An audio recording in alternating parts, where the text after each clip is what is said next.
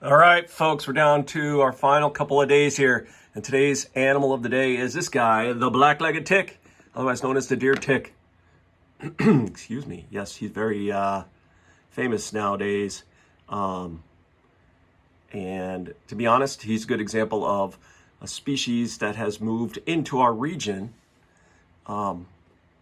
because of climate differences from the past. So if you ask anybody who lived this region for, more than 30 years, they'll tell you that 30 years ago, you don't worry about any ticks at all. And now, especially in the Champlain Valley, they are a worry. So they migrated because things were more conducive for them to live. So that's today's animal of the day.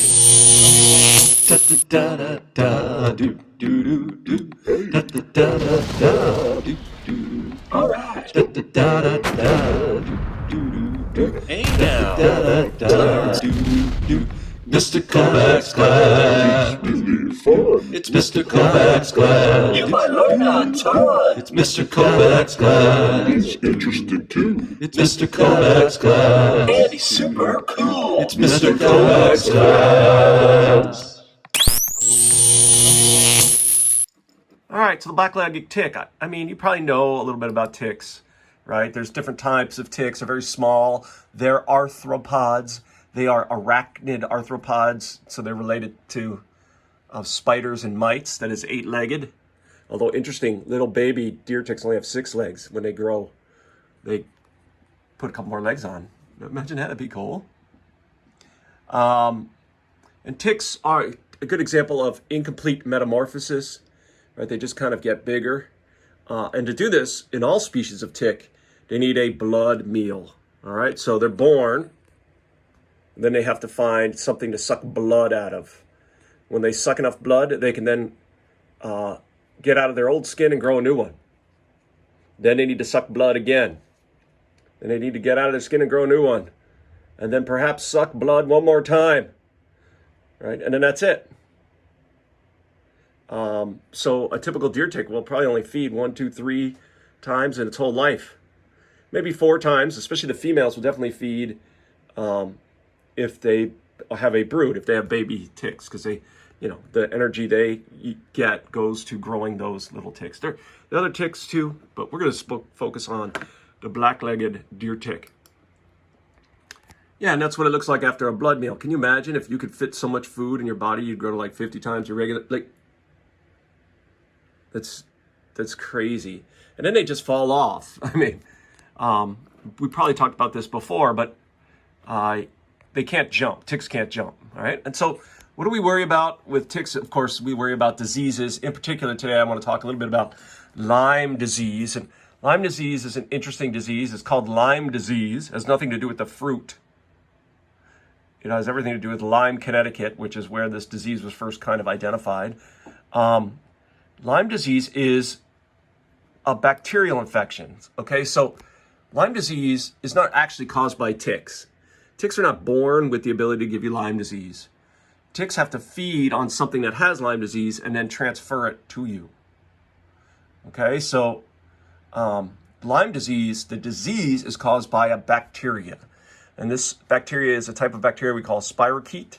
And this bacteria is just using your body as a home. It's a parasite, right? Some of the symptoms of a Lyme disease infection are the same symptoms you get from any infection. Usually it's fever and chills and headaches and fatigue, right? That's your own immune system causing those to happen because they realize there's an infection and now they fight it. How do they fight it? They raise the temperature. They make sure you kind of slow down to give yourself some rest so that you can make as many immune cells as you can. Right. And then secondary effects usually come a little bit later if there's damage to tissue. Hopefully that makes sense. So like if in the fight against the bacteria, there's damage to tissue, or if the bacteria take over so much space in your body, they damage systems, that's when you have severe effects. And in Lyme, it appears that it can be a while. From what I know, it can be usually up to a month after infection before you start showing the first signs. And then these signs can be chronic, like for the rest of your life. So we take it seriously. Of course, you know, if you've been outside, that you go and you check for ticks. Ticks can't jump, right? So they normally hang out on the edges of leaves or branches, or really on the edge of grasses, and they grab you down here on the feet and then crawl up. So when you do a tick check, start low and work your way up high. And they like to crawl in the places that are hard for people to reach or don't think about looking. I had a friend who had, his daughter had one inside her belly button. Didn't even see it till days later. All right, now, the ticks, from what I know, to get Lyme disease or any of the diseases that ticks carry, but in particular Lyme, you have to have exposure to the tick's saliva for a fairly long period of time, because the bacteria live in their, these are the spirochete bacteria that cause Lyme. They live in their saliva. Right? And I believe that nowadays, when you need to start worrying about Lyme disease is if the tick seems to have been attached to you for at least a day or two. Okay? If you just found it and it's just newly attached, if you can remove it, you have almost no risk of Lyme. So that's good news.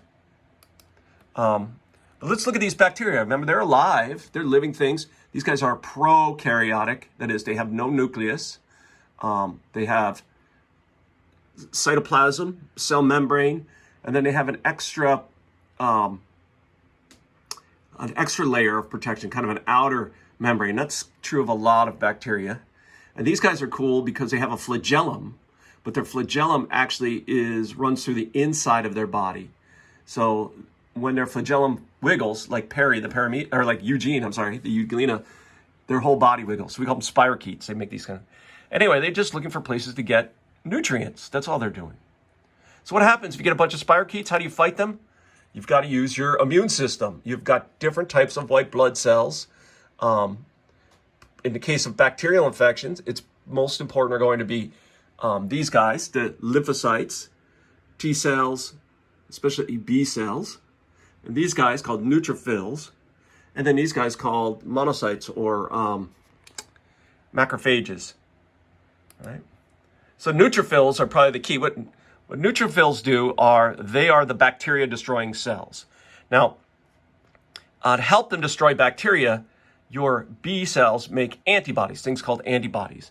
That's how we can give you, like, when we give you a vaccine, when you get vaccinated for something, what the vaccine does is cause you to make antibodies before you've seen the infection.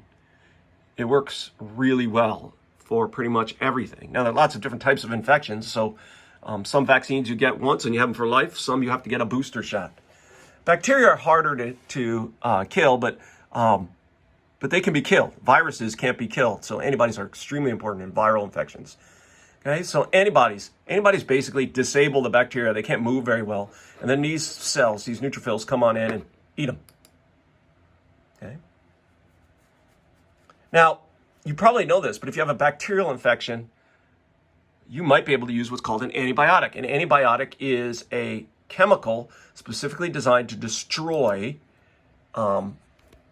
bacterial cells, specific types of bacterial cells.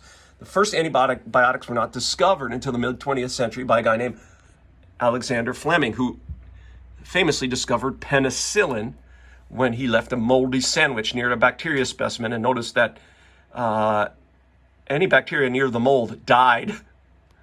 So he figured out that the mold was making a chemical to protect itself from the bacteria. He named that chemical penicillin. And that was the world's first antibiotic, or at least officially produced, and very effective. But what's happened, of course, as you probably know, penicillin, there's some people there's some people allergic to penicillin, but there's some diseases where penicillin doesn't work anymore. And what we worry about is what's called antibiotic resistance. And if you think about natural selection and Charles Darwin, this will make sense to you, right? Right? You got a whole bunch of germs. Some are harder to kill than others. You take an antibiotic and you killed 90% of the germs. What percent are left? That's right, 10%. Who gets to reproduce? The 10% that were hardest to kill. They reproduced. You take more antibiotics. It kills 90% of those guys. Who's left? The 10% that are hardest to kill. Right? Eventually, if you don't kill all those bacteria, you're going to leave some behind that are extremely hard to kill. They have evolved or changed. So what can you do about it? One thing is only take antibiotics if you have a bacterial infection that's been prescribed. You usually get the antibiotic prescription for it'll be like 10 to 14 days. You will feel better probably in a couple of days. Don't stop and save them for later. Keep taking them. You want to kill all the bacteria. You should never even have leftover antibiotics. So you shouldn't be able to give them to anybody else or, save them for later, because you should always use the whole prescription. Right? And then, of course, all of the things we learned through COVID are effective at reducing bacterial infections too. Hand washing and covering, I think one thing that'll happen is you're wearing a mask every time you feel sick, like when you go to school, will become the norm. I know I'm going to do that to protect my students. Guaranteed I'll catch a cold or something. All right, so those are the things that we can do, but, all right, I got one more day with you tomorrow. Have a great day. Adios.